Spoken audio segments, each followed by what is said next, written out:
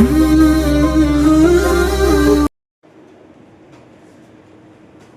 الحمد لله نحمده ونستعينه ونستغفره ونؤمن به ونتوكل عليه ونعوذ بالله من شرور أنفسنا ومن سيئات أعمالنا من يهده الله فلا مضل له ومن يضلل فلا هادي له وأشهد أن لا إله إلا الله وحده لا شريك له وأشهد أن محمدا عبده ورسوله أرسله بالحق بشيرا ونذيرا أما بعد فإن خير الحديث كتاب الله وخير الهدي هدي محمد صلى الله عليه وسلم وشر الأمور محدثاتها وكل محدثة بدعة وكل بدعة ضلالة وكل ضلالة في النار فأعوذ بالله من الشيطان الرجيم بسم الله الرحمن الرحيم يا أيها الذين آمنوا اتقوا الله حق تقاته ولا تموتن إلا وأنتم مسلمون يا أيها الناس اتقوا ربكم الذي خلقكم من نفس واحدة وخلق منها زوجها وبث منهما رجالا كثيرا ونساء واتقوا الله الذي تساءلون به والأرحام إن الله كان عليكم رقيبا يا أيها الذين آمنوا اتقوا الله وقولوا قولا سديدا يصلح لكم أعمالكم ويغفر لكم ذنوبكم ومن يطع الله ورسوله فقد فاز فوزا عظيما وقال الله تبارك وتعالى في القرآن المجيد والفرقان الحميد إنك لا تهدي من أحببت ولكن الله يهدي من يشاء ہر قسم کی تعریف و توصیف کبریائی و بڑائی بزرگی و برتری اسی خالق کائنات مالک ارض و سما وحدہ لا شریک کے لیے لائق و زیبا ہے جس رب العالمین نے اتنی وسیع و عریض کائنات کو محض 6 دنوں میں تخلیق فرمایا پھر عرش پر مستوی ہوا جس رب العالمین نے ہم انسانوں کو پیدا کرنے کے بعد ہماری رہنمائی اور رہبری کے لیے صراط مستقیم پر گامزن کرانے کے لیے ایک کے بعد دیگر انگنت پیغمبروں کو اپنی تعلیمات کے ساتھ اس دنیا میں مبعوث فرماتا رہا اس مختصر سی حمد و ثنا کے بعد درود و سلام کا نذرانہ اور تمامی انبیاء اکرام علیہم السلام پر خصوصاً بالخصوص میرے اور آپ کے آخری نبی سید الانبیاء و سید المرسلین خاتم النبیین رحمت للعالمین جناب محمد رسول اللہ صلی اللہ علیہ وسلم پر جنہیں اللہ تعالیٰ نے ہمارے درمیان معلم و مربی کی حیثیت سے مبعوث فرمایا. حاضرین جمعہ و خواتین اسلام، خطبہ مسنونہ کے بعد قرآن مجید کی ایک آیت کریمہ کا ٹکڑا میں نے آپ کے سامنے پڑھا جس میں اللہ تعالیٰ نے پیارے نبی جناب محمد رسول اللہ صلی اللہ علیہ وسلم کو مخاطب کر کے فرمایا انک لا تہدی من احببت ولکن اللہ یہدی من یشاء. یقیناً آپ جس کو چاہتے ہیں ان کو راہ راست پر ہدایت پر نہیں لا سکتے یا آپ جن کو چاہیں ان کو ہدایت نہیں ملتی ہے. ولیکن اللہ یہدی من یشاء، اللہ رب العالمین جن کو چاہتا ہے ان کو ہدایت نصیب فرماتا ہے، صراط مستقیم پر گامزن فرماتا ہے. حضرات اس آیت کریمہ کے مد نظر مجھے آج کے اس خطبہ جمعہ میں جس موضوع پر گفتگو کرنی ہے وہ ہے توفیق الہی، ہدایت الہی، اللہ رب العالمین کی توفیق، اللہ تعالیٰ کی ہدایت. اور یہ توفیق اور یہ ہدایت انسان کی زندگی میں اتنی اہم ہے کہ کوئی بھی بندہ اللہ تعالیٰ کی توفیق کے بغیر نہ دنیا میں کامیاب ہو سکتا ہے اور نہ ہی آخرت میں کامیاب ہو سکتا ہے. چاہے دنیاوی امور ہو یا اخروی زندگی کے امور میں کامیابی کے لیے اللہ کی توفیق کا ہونا، اللہ تعالیٰ کی ہدایت کا نصیب ہونا بہت ضروری بات ہے. اسی لیے ہم دیکھتے ہیں بہت سارے لوگ اللہ تعالیٰ کی اطاعت و فرمانبرداری کرتے ہوئے زندگی گزارتے ہیں تو اللہ تعالیٰ کی توفیق کی بنیاد پر ہے. بہت سارے لوگ کیا ہے دنیا میں اللہ کی نافرمانی کر رہے ہیں، من مرضی کی زندگی گزار رہے ہیں، خواہشات میں کیا ہے اپنے وقت کو کاٹ رہے ہیں، اور اسی طرح سے ان کی دنیا کیا ہے برباد ہوتی نظر آ رہی ہے. وہ اس لیے کیونکہ وہ اللہ تعالیٰ کی ہدایت سے، اللہ کی توفیق سے کیا ہے محروم ہوتے چلے جا رہے ہیں. حضرت توفیق الہی کس کو کہتے ہیں؟ علماء اکرام کے اتفاق سے یہ بات بتائی جاتی ہے توفیق کا مطلب یہ ہے کہ اللہ تعالیٰ انسان کو، اس کے نفس کو اس کے حوالے کیے بغیر، انسان کے نفس کو، اس کے معاملات کو انسان کے حوالے کیے بغیر انسان کے معاملات کو اللہ رب العالمین اپنی ذمہ داری میں رکھ کر کے، اس کے معاملات کو اللہ تعالیٰ رکھ کر کے خیر کے راستے پر چلائے، اس کو توفیق الہی کہتے ہیں.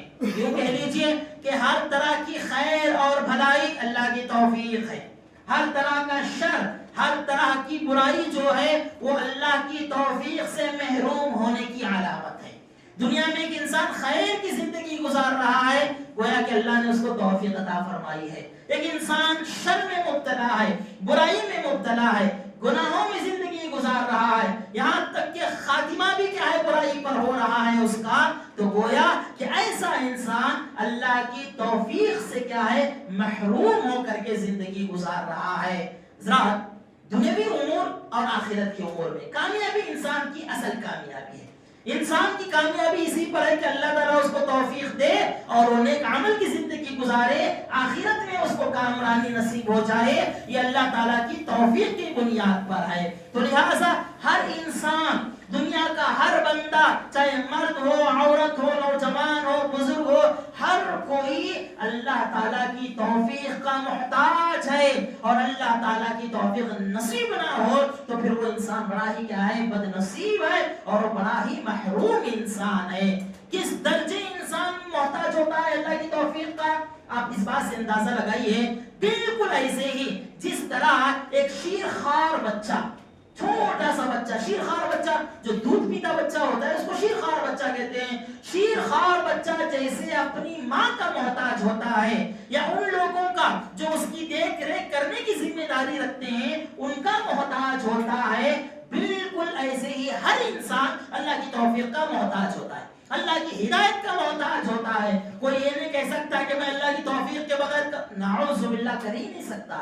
سب سے بڑی اس کی کیا ہے بے وقوفی ہے، کم عقلی ہے کہ کوئی بندہ یہ کہے کہ سب کچھ میری وجہ سے، سب کچھ میں کر لیتا ہوں، میں کر پاتا ہوں. نہیں حضرات، اللہ تعالیٰ کی توفیق کا بندہ محتاج ہوتا ہے. مثال کس کی دی جا رہی ہے؟ شیرخوار بچے کی. آپ دیکھیں کہ شیرخوار بچہ کتنا محتاج ہوتا ہے، اس کو کھلانے پلانے، اس کی ضرورتوں کا لحاظ رکھنے کے لیے ہر چیز سے کیا ہے ایک شیرخوار بچہ کیا ہے محتاج ہوتا ہے. اگر کوئی ماں یا کوئی دوسرے اس کی دیکھ ریکھ کرنے والے اس کا خیال نہ کریں، اس کو ایسے ہی اس کے ہاتھ پر چھوڑ دیں، وہ بندہ برباد ہو جائے گا. وہ بچہ، وہ بچی، وہ شیرخوار بچہ تباہ ہو جائے گا، برباد ہو جائے گا، کیونکہ اس کے اندر اپنی ذات کی دفاع کرنے کی طاقت نہیں ہوتی ہے، اپنی ذات کی حفاظت کرنے کی طاقت نہیں ہوتی ہے. ضرورت پڑتی ہے ماں کی، باپ کی، اس کی دیکھ ریکھ کرنے والوں کی. بالکل ایسے ہی اگر اللہ کی توفیق بندے پر نہ ہو، بندہ برباد ہو جاتا ہے. اللہ کی توفیق کے بغیر وہ کچھ کر ہی نہیں پاتا ہے. اسی لیے پیارے نبی جناب محمد رسول اللہ صلی اللہ علیہ وسلم اپنے لخت جگر حضرت فاطمہ الزہرا رضی اللہ عنہا کو بار بار نصیحت کیا کرتے تھے اور اس دعا کی آپ تاکید کیا کرتے تھے، یا حیو یا قیوم برحمتک استغیث اصلح لی شأنی کلہ ولا تکلنی الی نفسی طرفۃ عین. یہ اتنی اہم دعا ہے، دین پر ثابت قدمی کی، اللہ سے توفیق مانگنے کی، اللہ تعالیٰ کے حوالے اپنے معاملات کو کرنے کی سب سے بہترین دعا. اللہ کے رسول صلی اللہ علیہ وسلم اس دعا کو اپنی لخت جگر حضرت فاطمہ کو آپ کیا ہے تاکید کے ساتھ اس کو پڑھنے کا حکم دیا کرتے تھے، تعلیم دیا کرتے تھے. یا حی یا قیوم، اے حیوم اے قیوم، اللہ تعالیٰ کی ذات، اللہ تعالیٰ کے اسماء ہیں اس کی صفات کے ساتھ. یا حی یا قیوم برحمتک استغیث، میں تیرے رحمت کے ذریعے سے مدد مانگتا ہوں، میں تیرے رحمت کے حوالے سے اللہ تعالیٰ میں مدد مانگتا ہوں. اصلح لی شأنی کلہ، اللہ تو میرے معاملات کی درستگی فرما، میرے معاملات کی تو درستگی فرما، میرے معاملات کو تو بہتر فرما. ورنہ انسان کے معاملات اللہ نہ درست کرے تو کون انسان درست کر پاتا ہے؟ اور جس کے معاملات درست ہے وہ انسان کامیاب ہے، چاہے دنیا میں ہو یا آخرت میں ہو. اصلح لی شأنہ کلہ ولا تکلنی الی نفسی طرفۃ عین، اور اے پروردگارہ میرے نفس کو، میرے معاملات کو میرے نفس کے حوالے مت فرما. کتنی دیر کے لیے؟ پلک جھپکنے کا جو وقت ہے، اتنے وقت کے لیے بھی تو میرے معاملات کو میرے نفس کے حوالے مت فرما، کیونکہ میرا نفس اتنا طاقتور نہیں ہے، میرا نفس اتنا پاکیزہ نہیں ہے کہ یہ معاملات کو درست کر سکے. اللہ تیری نگرانی میں میرے معاملات درست ہوں، تیری حفاظت میں ہو، اللہ تعالیٰ تیری رہنمائی ہو، تیری توفیق ہو. اس دعا کے اندر اللہ تعالیٰ کی توفیق مانگی جا رہی ہے. بہت اہم بات ہے. اللہ کے رسول صلی اللہ علیہ وسلم ہمیشہ ثابت قدمی کی دعا کیا کرتے تھے. یا مقلب القلوب ثبت قلبی علی دینک، ثبت قلبی علی دینک، اے دلوں کے پھیرنے والے، اے اللہ تعالیٰ تو میرے دل کو دین پر ثابت قدمی عطا فرما. اور دل کیسا ہے جانتے ہیں حضرات؟ یہ بدلتا ہے. قلب کو قلب کیوں کہتے ہیں؟ کیونکہ اس کے اندر بدلنے کی صفت ہوتی ہے. یا مقلب القلوب، اور دلوں کو پھیرنے والے، بدلنے والے. ایک انسان کافر ہے تو اس کا دل بدل دے تو مسلمان ہو جاتا ہے. ایک بندہ نافرمان ہے، گناہگار ہے، سیاہکار ہے، عاصی ہے، اللہ اس کے دل کو بدل دے. اللہ تعالیٰ اپنی انگلیوں کے درمیان بندے کے دل کو رکھتا ہے، اللہ تعالیٰ اس کے دل کو پھیر دے تو پھر بندہ کیا ہے؟ ہدایت یافتہ ہوتا ہے، نیکوکار متقی پرہیزگار بن جاتا ہے. اسی لیے اللہ تعالیٰ کی توفیق ہمیشہ بندے کو کیا ہے؟ مانگتے رہنا چاہیے. حضرات کتاب و سنت میں پیارے رسول صلی اللہ علیہ وسلم کی زندگی میں بعد کے ادوار میں بھی ہدایت کی، توفیق الہی کی کچھ مثالیں کیا ہیں ہم کو ملتی ہیں. کیسے سمجھیں کہ بھئی توفیق الہی ہے، اللہ کی توفیق ہے، بھئی اللہ کی ہدایت ہم کو ملی ہے، بندہ کیسے اس کو پہچانے؟ کتاب و سنت میں کیا ہے؟ کچھ کیا ہے مثالیں ملتی ہیں. وہ مثالیں میں آپ کے سامنے رکھنا چاہوں گا تاکہ ہم لوگ سمجھیں کہ اللہ تعالیٰ کی توفیق کیا ہے، کیسے کیسے معاملات میں ہوتی ہے. سب سے پہلی بات دیکھیے حضرات، ایک حدیث کے اندر آتا ہے پہلے رسول صلی اللہ علیہ وسلم اپنی اونٹنی پر سوار ہو کر کے راستے پر جا رہے تھے. ایک دیہاتی شخص، ایک دیہاتی صحابی فوراً آتے ہیں، آ کر کے اللہ کے رسول صلی اللہ علیہ وسلم کی اونٹ کی جو نکیل ہے اس کو پکڑ لیتے ہیں، اونٹ کی نکیل کو پکڑ لیتے ہیں، اس رسی کو اپنے ہاتھ میں لے لیتے ہیں اور اللہ کے رسول صلی اللہ علیہ وسلم سے سوال کرتے ہیں، اے اللہ کے نبی مجھے کچھ ایسے اعمال بتا دیجئے جس کی وجہ سے میں جنت کے قریب ہو جاؤں اور جس کی وجہ سے جہنم سے میں دور کر دیا جاؤں. ایسے اعمال مجھے کیا ہے بتا دیجئے. اللہ کے رسول راستے پر جا رہے ہیں، سواری روک کر کے اللہ کے رسول سے وہ صحابی سوال کرتے ہیں. اللہ کے رسول صلی اللہ علیہ وسلم رکتے ہیں، اپنے صحابہ اکرام کی طرف دیکھتے ہیں، دیکھنے کے بعد کہتے ہیں کہ دیکھو اس کو اللہ کی توفیق مل چکی ہے، اس کو اللہ تعالیٰ کی توفیق مل چکی ہے. پھر اس کے بعد اللہ کے رسول صلی اللہ علیہ وسلم اسی سے پوچھتے ہیں تمہارا کیا سوال تھا بھائی، تم نے کیا سوال کیا؟ اس شخص نے سوال کو دہرایا، کہا کہ اللہ کے نبی مجھے ایسے اعمال بتائیے جس سے میں جنت کا مستحق بنوں اور ایسے اعمال سے بچوں جس سے کیا ہے جہنم میں داخل نہ ہو جاؤں. تو اللہ کے رسول صلی اللہ علیہ وسلم نے فرمایا وَاعْبُدُوا اللَّهَ وَلَا تُشْرِكُوا بِهِ شَيْئًا، اللہ کی عبادت کرو، اللہ کی بندگی کرو، اللہ کے ساتھ کسی کو شریک نہ کرنا. وَتُقِيمُوا الصَّلَاةَ وَتُؤْتِيَ الزَّكَاةَ وَصِلَةَ الرَّحِمِ، اور کیا کرو؟ نماز کی پابندی کرو، زکات کی ادائیگی کرو، وَصِلَةَ الرَّحِمِ، اور کیا کرو؟ رشتے ناتوں کو جوڑو، رشتے ناتوں کا اہتمام کرو، رشتوں کو جوڑنے کا کام کرو. 5 باتوں کی تعلیم اللہ کے رسول صلی اللہ علیہ وسلم نے دی.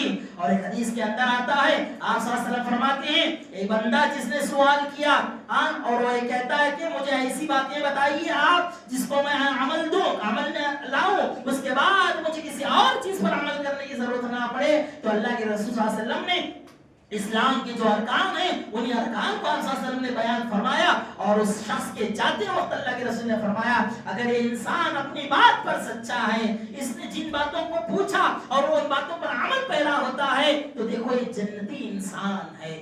اللہ کے رسول صلی اللہ علیہ وسلم نے بات بیان فرمائی، غور کرنے کی بات ہے حضرات۔ اللہ کے رسول نے اس انسان کے اندر جو خیالات پیدا ہوئے، وہ کامیابی کے راستے پر چلنے کے لیے آیا، سوالات کر رہا ہے اللہ کے رسول سے، تو اللہ کے رسول نے فرمایا وہ اللہ تعالیٰ کی توفیق کو حاصل کیا ہے یا اس کے لیے اللہ تعالیٰ کی توفیق لکھ دی گئی ہے۔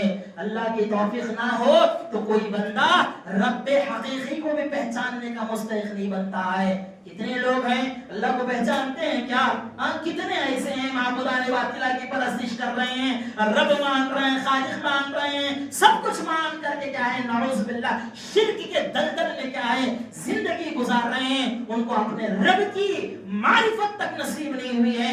کن کو نصیب ہوتی ہے حضرات؟ اللہ تعالیٰ جن کو توفیق دے دے ان کو نصیب ہوتی ہے۔ پیارے رسول صلی اللہ علیہ وسلم نے دو لوگوں کے بارے میں ہدایت کی دعا مانگی تھی۔ اسلام کی شروعات میں، اسلامی دور کی شروعات میں آپ صلی اللہ علیہ وسلم نے دو لوگوں کی ہدایت کی توفیق مانگی تھی۔ کہا تھا اے اللہ تعالیٰ ابو جہل کو ہدایت دے دے یا حضرت عمر کو ہدایت دے دے۔ اللہ رب العالمین نے حضرت عمر بن خطاب کو ہدایت دی، اور ہدایت توفیق ملنے کی وجہ سے حضرت عمر رضی اللہ عنہ کی وجہ سے اللہ نے دین اسلام کو طاقت اور قوت عطا فرمائی۔ صحابہ کرام کہتے ہیں ہم نے محسوس کیا کہ حضرت عمر کے اسلام قبول کرنے کی وجہ سے اللہ تعالیٰ نے مسلمانوں کو، اسلام کو اللہ تعالیٰ نے طاقت عطا فرمائی تھی۔ کیا شخصیت ہے حضرات، غور کر کے دیکھیں۔ میں میرے موضوع سے ہٹ کر کے بات کر رہا ہوں آپ کے سامنے۔ حضرت عمر کی شخصیت ایسی کہ جس کی وجہ سے اللہ تعالیٰ نے اسلام کو قوت عطا فرمائی تھی۔ فرد بننا ہے نا دنیا میں، لیڈر بننا ہے نا دنیا میں، کچھ کرنا ہے نا حضرات، حضرت عمر رضی اللہ عنہ کے صفات کو اپنانے کی کوشش کرنا چاہیے تاکہ ہماری وجہ سے ہم نافع بن سکے، اس امت کے لیے خیر خواہ بن سکے، اور لوگ یہ محسوس کر سکیں کہ بھئی یہ انسان وہ ہے جو کہ کیا ہے امت کے لیے خیر خواہ ہے، یہ قوم کا نفع بخش انسان ہے۔ ایسا انسان بننے کی کوشش کرنا چاہیے۔ تو حضرات توفیق الہی بہت اہم ہے۔ دوسری حدیث، ایک حدیث کے اندر آتا ہے پیارے رسول صلی اللہ علیہ وسلم بیان فرماتے ہیں جب اللہ تعالیٰ کسی کے ساتھ بھلائی کا معاملہ کرنا چاہتا ہے تو اللہ تعالیٰ اسے کچھ اعمال کی توفیق عطا کر دیتا ہے، کچھ نیکیوں کی توفیق اللہ رب العالمین اس کو عطا کر دیتے ہیں، اور وہ عمل کرتے رہتا ہے۔ اللہ کے رسول صلی اللہ علیہ وسلم نے پوچھا کہ کیا چیزیں ہیں وہ، کس چیز کا اللہ تعالیٰ مکلف بنا دیتا ہے؟ تو اللہ کے رسول نے فرمایا نیک کاموں کی اللہ تعالیٰ اس کو توفیق عطا فرماتا ہے، اور اسی نیک عمل میں اللہ تعالیٰ اس کو کیا ہے اٹھا لیتا ہے، نیکی کی توفیق ملتی ہے، اور اسی نیکی کرتے کرتے ہوئے ہی اللہ تعالیٰ اس کو دنیا سے اٹھا لیتا ہے۔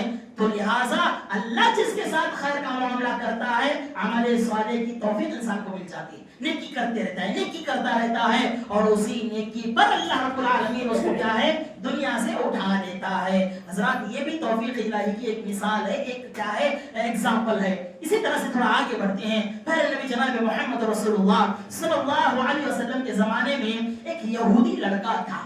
وہ یہودی لڑکا جو ہے وہ اللہ کے رسول صلی اللہ علیہ وسلم کی خدمت کیا کرتا تھا، خدمت گزار تھا۔ قربان چاہیے اللہ کے رسول کے اخلاق پر آج امت مسلمہ کا ایسا کردار ہے، ایسی حالت ہے کہ کوئی پڑوسی رکھنا ناپسند کرے، پڑوسی رکھنا ناپسند کرے، یہ الگ بات ہے کہ زہر گھولا جا رہا ہے، برائی کو سامنے رکھا جا رہا ہے، اور مسلمان کو اسلام کو بدنام کرنے کی کوشش کی جا رہی ہے، یہ ان کی سازش ہے، یہ ان کی برائی ہے۔ لیکن مسلمانوں کا کردار بھی اتنا ڈھیلا اور بیکار ہے کہ کوئی غیر کیا ہے ان کو اپنا پڑوسی یا ان کے ساتھ معاملات کرنے میں کیا ہے بس وہ پیشی کا اظہار کرتا ہے۔ یہ صورتحال ہے حضرات، اللہ ماشاء اللہ کچھ اللہ کے بندے ہوتے ہیں جو اللہ کی توفیق پا کر کے اچھے اعمال کرتے ہیں، ورنہ کیا ہے اکثر و بیشتریت کا یہی کردار ہے، زبان نہ صحیح ہے، نہ سوچ صحیح ہے، نہ نظریہ صحیح ہے، نہ ہی معاملات دین اسلام کی روشنی میں کرتے ہیں،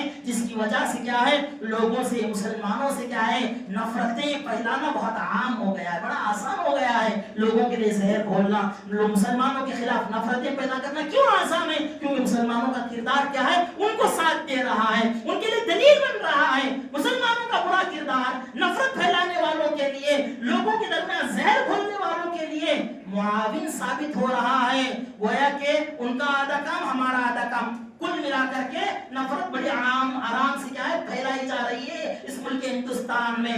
لیکن پیارے رسول صلی اللہ علیہ وسلم کا کردار کیسا؟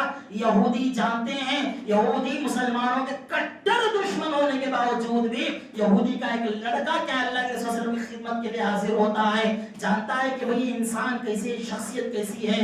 دیکھیے روایتوں میں آتا ہے، غالباً حضرت انس رضی اللہ عنہ راوی حدیث کے ہیں، کہتے ہیں اس وہ جو لڑکا تھا یہودی لڑکا علت میں آ گیا، بہت کیا علیل ہو گیا، بیمار ہو گیا، مرض الموت میں تھا۔ اللہ کے رسول کو معلوم ہوا تو آپ صلی اللہ علیہ وسلم عیادت کے لیے چلے گئے، عیادت کے لیے گئے، جا کر کے اس کے سرہانے اللہ کے رسول صلی اللہ علیہ وسلم بیٹھے، بیٹھ کر کے اس کو کیا ہے تسلی دی، پھر اس کے بعد فرمایا کہ اے لڑکے مسلمان ہو جا، اسلام قبول کر لے۔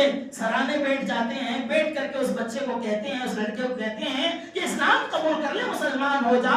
تو وہ لڑکا کیا ہے اپنے باپ کی طرف دیکھتا ہے، باپ وہیں پر موجود ہے، اللہ کے رسول اسلام قبول کرنے کی دعوت دے رہے ہیں، باپ کی طرف دیکھتا ہے اور باپ کہتا ہے اطیع ابو القاسم، ابو القاسم کی اطاعت کر لے، مان لے ابو القاسم کی بات کو۔ اور وہ لڑکا جو ہے مسلمان ہو جاتا ہے، اسلام قبول کر لیتا ہے، کلمہ پڑھ لیتا ہے اللہ کے رسول کا۔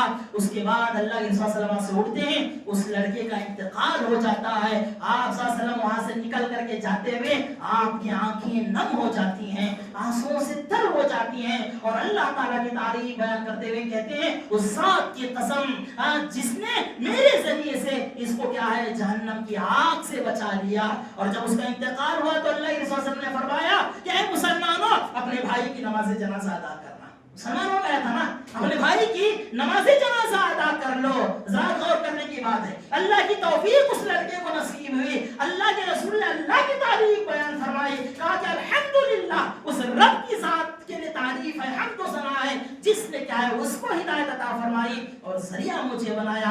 بہت بڑی بات ہے ذرا یہ دیکھیے، ہدایت کی ایک مثال، توفیق اللہ تعالیٰ دیتا ہے تو اس طرح سے کیا ہے توفیق نصیب ہوتی ہے اور بندہ کیا ہے جہنم سے جنتی بن جاتا ہے۔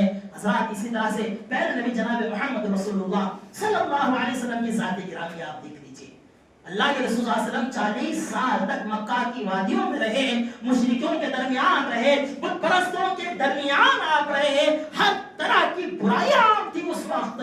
40 سال بچپنا، لڑکپن، نوجوانی کی دہلیز میں داخل ہوتے ہیں، 40 سال تک ان بت پرستوں کے درمیان رہ کر کے بھی بت پرستی کی ہوا تک لگنے نہیں دیتے ہیں، شرک کی آمیزش نہیں ہونے دیتے ہیں۔ یہ کیا چیز تھی؟ اللہ کے رسول صلی اللہ علیہ وسلم 40 سال تک کیا ہے بت گری سے اپنے آپ کو محفوظ رکھتے ہیں، شرک کی آب و ہوا تک لگنے نہیں دیتے ہیں۔ یہ اللہ تعالیٰ کی توفیق کی علامت تھی کہ اللہ نے آپ کو توفیق دی، آپ کو اللہ نے بچایا بت گھروں کے درمیان رہ کر کے۔ اور مرکز حضرات بت گری کا مرکز تھا خانہ کعبہ، جہاں اللہ کے رسول صلی اللہ علیہ وسلم اٹھا بیٹھا کرتے تھے، 360 بت کیا ہے اس خانہ کعبے کے اندر موجود تھے، اور ہر ایک کے اپنے اپنے الگ الگ خدا موجود تھے۔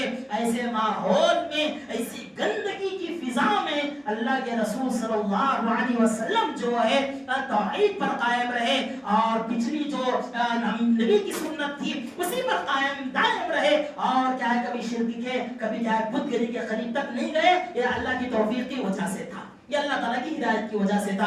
اسی طرح سے ایک اور مثال میں آپ کو دینا چاہوں گا۔ دیکھیے زمانے جاہلیت میں اللہ کے رسول صلی اللہ علیہ وسلم کے نبی ہونے سے پہلے لوگ کیا ہے حج کیا کرتے تھے، قریش کے لوگ بھی حج کرتے تھے، دیگر قبائل بھی کیا ہے حج کرنے کے لیے آتے تھے۔ جو بھی لوگ حج کرنے کے لیے آتے تھے وہ لوگ عرفہ میں قیام کرتے تھے۔ عرفہ میں قیام کرنا حج کا کیا ہے ایک ادائیگی ہے، ایک فرض ہے، وہاں کا رکن ہے ادا کرنا۔ عرفہ میں کیا ہے سارے قبائل کے لوگ، دوسرے عرب کے لوگ کیا ہے آ کر کے قیام کرتے تھے، لیکن قریش کے لوگ کیا ہے عرفہ میں قیام نہیں کرتے تھے۔ اور کیوں نہیں کرتے تھے؟ وہ لوگ کہتے تھے کہ ہم اہل حرم ہیں، ہم حرم والے ہیں، اور عرفہ جو ہے وہ حرم سے باہر پڑتا ہے، اسی لیے ہم وہاں قیام نہیں کریں گے، ہم اہل حرم ہیں، ہم حرم میں ہی رہ کر کے کیا ہے اس کام کو، حج کے ارکان کو انجام دیں گے۔ اور حضرات راوی حدیث صحابہ کرام جنہوں نے کیا ہے اس زمانے میں دیکھا تھا وہ کہتے ہیں کہ ہم نے اس موقع پر بھی اللہ کے رسول صلی اللہ علیہ وسلم کو دیکھا کہ اللہ کے رسول اپنی اونٹنی پر بیٹھ کر کے عرفہ کے میدان میں آپ دیگر قبیلوں کے ساتھ کیا ہے وقت کیا ہے وہاں پر رکا کرتے تھے، آپ اپنا وقت کیا ہے گزارا کرتے تھے، جبکہ آپ کن میں سے تھے؟ آپ قریش میں سے تھے۔ آپ کا قبیلہ اہل حرم جو ہے وہ حرم سے باہر نہیں جاتے تھے، جبکہ سارے دوسرے قبائل کے لوگ کیا ہے عرفہ کے میدان میں قیام کرتے تھے۔ لیکن اللہ کے رسول کو کیسی ہدایت اللہ نے عطا فرمائی تھی، اس وقت بھی نبوت سے پہلے بھی احکامات حج کے اترنے سے پہلے بھی اللہ کی توفیق تھی، آپ دوسروں کے ساتھ عرفہ میں کیا ہے عرفہ کے میدان میں قیام کیا کرتے تھے۔ صحابہ کرام نے اس بات کی گواہی دی ہے۔ تو یہ کیا حضرات یہ اللہ تعالیٰ کی توفیق کی وجہ سے ہوتا ہے، یہ بات ہمیں سمجھنی چاہیے۔ جو بھی نیکیاں ہم سے ہوتی ہیں اللہ تعالیٰ کی حمد و ثنا، اللہ کا شکر، اللہ کا کرم کہ اللہ تعالیٰ ہم کو ہدایت دیتا ہے، ہم سے نیکی ہو پاتی ہے، ورنہ ہماری ذات بذات خود اتنی کیا ہے کمال کی نہیں ہوتی ہے۔ ایک اور آپ کو کیا ہے میں مثال دینا چاہوں گا، حضرت عبداللہ بن مسعود رضی اللہ عنہ، بہت بڑے جلیل القدر صحابی حضرت عبداللہ بن مسعود رضی اللہ عنہ، جو کہ کیا ہے فقیہ انسان، مفسر انسان، اللہ نے آپ کو بڑا گہرا علم عطا کیا تھا کتاب و سنت کا۔ ایک مرتبہ حضرت عبداللہ بن مسعود کے پاس بعض لوگ آتے ہیں اور آ کر کے ایک سوال پوچھتے ہیں، کیا سوال پوچھتے ہیں کہ عبداللہ بن مسعود ایک مسئلہ ہے، ایک سوال ہے۔ سوال یہ ہے کہ ایک آدمی نے ایک عورت سے نکاح تو کیا لیکن اس نے کیا ہے مہر ابھی تک ادا نہیں کیا تھا، اور کیا ہے خلوت سے پہلے تنہائی سے پہلے ہی کیا ہے انتقال بھی کر گیا، مہر بھی ادا نہیں کیا، خلوت اختیار بھی نہیں کیا، اپنی بیوی سے صحبت بھی اختیار نہیں کی، انتقال کر کے چلا گیا۔ اب اس عورت کا کیا مسئلہ ہے ہمیں سمجھ میں نہیں آ رہا ہے، آپ کیا ہے ہمیں فتویٰ دیجئے۔ حضرت عبداللہ بن مسعود کہتے ہیں کہ اللہ کے رسول کے انتقال کے بعد سے یہ سب سے مشکل سوال کیا ہے میرے پاس آیا ہے، اتنا مشکل سوال اللہ کے رسول کے انتقال کے بعد میں نے کبھی سنا نہیں تھا اور کسی نے مجھ سے پوچھا نہیں تھا، اتنا مشکل اتنا ڈیفیکلٹ کیا ہے کوشچن حضرت عبداللہ بن مسعود سے پوچھا گیا۔ حضرت عبداللہ بن مسعود خود کہتے ہیں سمجھ میں نہیں آ رہا کیا کہنا چاہیے، تو حضرت عبداللہ بن مسعود نے کہا کہ آپ کسی اور عالم سے پوچھ لو، آپ کسی بہتر جاننے والے سے پوچھ لو، مجھے نہیں معلوم ہو رہا ہے۔ ایک مہینہ گزرا حضرات، لوگ آتے گئے کیونکہ بہت بڑے فقیہ انسان، بہت گہرا علم حضرت عبداللہ بن مسعود کو اللہ نے عطا کیا تھا، اللہ کے رسول کی صحبت میں رہ کر کے آپ نے حاصل کیا تھا۔ ایک مہینے تک لوگ آتے رہے پوچھتے رہے کہ اس کا کیا ہے جواب دیجئے، اس سوال کا کیا جواب ہو سکتا ہے، مسئلہ ایک عورت کا ہے۔ تو لہٰذا بالآخر ایک مہینے کے بعد حضرت عبداللہ بن مسعود رضی اللہ عنہ کہتے ہیں کہ میں نے بڑی ہمت کر کے بہت سوچ بچار کرنے کے بعد میں اپنی رائے قائم کرنے کے لیے جا رہا ہوں، اور رائے قائم کرتے ہوئے جواب دیتے ہوئے حضرت عبداللہ بن مسعود کہتے ہیں کہ دیکھو یہ جو رائے ہے یہ میری رائے ہے، اگر یہ صحیح ہے تو یہ اللہ اور اس کے رسول کی طرف سے ہے، اور اگر یہ غلط ہوتا ہے تو یہ میری طرف سے ہے اور یہ شیطان کی طرف سے ہے۔ جواب دینے سے پہلے فتویٰ دینے سے پہلے یہ کہتے ہیں اور کہتے ہیں کہ دیکھو اس عورت کا جو مہر ہے نا، اس عورت کا مہر مثل ہے۔ مہر مثل کا مطلب اس کے خاندان میں عورتوں کو جو مہر دیا گیا ہے وہی مہر اس عورت کو بھی دیا جائے گا، اس کو وہی مہر اس کو ادا کرنا چاہیے۔ اور دوسری بات یہ ہے کہ یہ عورت جو ہے اس شوہر کے مال کی کیا ہے وارث بنے گی، اس کے شوہر کے مال میں سے کیا ہے اس کو حق دینا پڑے گا، اور یہ کیا ہے باقاعدہ 4 ماہ 10 دن تک کیا ہے اپنے شوہر کی عدت گزارے گی۔ جیسے ہی حضرت عبداللہ بن مسعود نے یہ فیصلہ سنایا، یہ فتویٰ سنایا، تو وہاں پر موجود صحابہ میں سے لوگوں میں سے ایک فرد اٹھ کر کے کھڑے ہوتے ہیں اور کھڑے ہو کر کے کہتے ہیں اللہ تعالیٰ کی حمد و ثنا، عبداللہ بن مسعود آپ نے بالکل وہ فیصلہ سنایا ہے جو اللہ کے رسول نے ہمارے قبیلے کی ایک عورت کے سلسلے میں فرمایا تھا، وہی فیصلہ، وہی فتویٰ، وہی احکامات آپ نے بیان فرمائے جو اللہ کے رسول نے ہمارے قبیلے کی ایک عورت کے سلسلے میں بیان فرمایا تھا، کوئی غلطی نہیں، کوئی خطا نہیں، کوئی دوسری بات ہے ہی نہیں ہے۔ حضرت عبداللہ بن مسعود وہ سننے کے بعد اتنا خوش ہوتے ہیں، اتنا خوش ہوتے ہیں، راوی کہتے ہیں اتنا خوش حضرت عبداللہ بن مسعود اسلام لانے پر ہوئے تھے، اتنی خوشی کیا ہے ان کو اس مسئلے کے صحیح ہونے پر ہوتی ہے۔ حضرات یہ ہوتے ہیں علماء اکرام، ان کو کہتے ہیں ربانی علماء اکرام، پیٹ پالنے والوں کو نہیں، لوگوں کا عقیدہ برباد کرنے والوں کو، لوگوں کو کیا ہے جہنم کے دہانے پر لے جانے والوں کو علماء نہیں کہتے ہیں۔ سمجھنا چاہیے، منہج جاننا چاہیے۔ صحابہ کا منہج یہ ہوتا ہے، اللہ تعالیٰ کی توفیق، انہوں نے اللہ کی تعریف بیان فرمائی کہ اللہ نے مجھے توفیق عطا فرمائی، یہ اللہ کی طرف سے ہے، ورنہ اگر کوئی غلطی ہوتی تو وہ میری طرف سے ہوتی، اور کیا ہے شیطان کی، میرے شیطان کی طرف سے ہو جاتی۔ تو قربان جائیے حضرات، یہ ہوتی ہے اللہ کی توفیق، اللہ کی مدد شامل حال ہوتی ہے نیک بندوں کے ساتھ۔ ایک اور مثال میں بیان کرنا چاہوں گا۔ دیکھیے توفیق ملتی ہے تو کیسوں کو ملتی ہے، کبھی کبھی کیسوں کو نہیں ملتی ہے۔ حضرت جناب محمد رسول اللہ صلی اللہ علیہ وسلم کے چچا حضرت ابو طالب رضی اللہ عنہ، حضرت ابو طالب رضی اللہ عنہ تو نہیں ہے، اللہ نے ان کو کیا ہے توفیق نصیب نہیں فرمائی ہے۔ آپ کے چچا ابو طالب 40 سال تک، کتنے سال تک؟ 40 سال تک اپنے بھتیجے کا ساتھ دیتے ہیں، 40 سال تک۔ اور اسلام کیا آنے کے بعد، اللہ کے رسول کی نبی بننے کے بعد آپ کے لیے آہینی دیوار بن کر کے کھڑے ہوتے ہیں، سب کچھ اللہ کے رسول صلی اللہ علیہ وسلم کے لیے۔ اور حضرت ابو طالب جانتے تھے کہ سارے ادیان میں، سارے مذاہب میں، سارے دھرموں میں سب سے اگر سچا صحیح اگر کوئی دین ہے تو وہ دین ہے جس کو کیا ہے محمد لے کر کے آئے ہیں۔ ابو طالب جانتے تھے اس بات کو، اس کے باوجود بھی کیا ہوا، اللہ تعالیٰ نے ہدایت نصیب نہیں فرمائی۔ کہا کہ انک لا تہدی من احببت، اللہ نے کہہ دیا، اللہ کے رسول چاہتے تھے کہ ابو طالب کیا اسلام قبول کر لے، کوشش میں لگے رہے، آخری سانس تک ابو طالب کے پاس کھڑے رہے اور کہتے رہے کہ آپ اسلام قبول کر لیجئے، لیکن ابو طالب کو اسلام کی توفیق اللہ نے نصیب نہیں فرمائی، ہدایت نہیں تھی ان کے حق میں۔ اسی لیے اللہ نے کہا کہ انک لا تہدی من احببت ولکن اللہ یہدی من یشاء۔ حضرات یہاں ابو طالب جنہوں نے 40 سے 50 سال تک اللہ کے رسول صلی اللہ علیہ وسلم کے ساتھ رہ کر کے آپ کے لیے کیا ہے مددگار ثابت ہوئے، اللہ کے رسول کی اتنی جستجو، اتنی محنت تھی، ان کو توفیق نصیب نہیں ہوئی۔ یہ تو مکہ والے تھے، یہ آپ کے خاندان کے تھے، آپ کے خون کے تھے، رشتہ دار کے تھے، توفیق نصیب نہیں ہوئی۔ ادھر دیکھیے تھوڑا، حضرت سلمان فارسی رضی اللہ عنہ، حضرت بلال حبشی رضی اللہ عنہ، حضرت صہیب رومی رضی اللہ عنہ، روم سے کوئی آ رہا ہے، کوئی فارس سے آ رہا ہے، کوئی حبشہ سے آ رہا ہے، اور ان کو اللہ تعالیٰ توفیق نصیب فرما رہا ہے۔ مکے کے سامنے رہ کر کے، خانہ کعبہ کے سامنے رہ کر کے جنہوں نے زندگی گزاری، ان کو توفیق نہیں ملتی ہے۔ پتا کیا چلا، اللہ جس کو توفیق دیتے وہ کامیاب بنتا ہے۔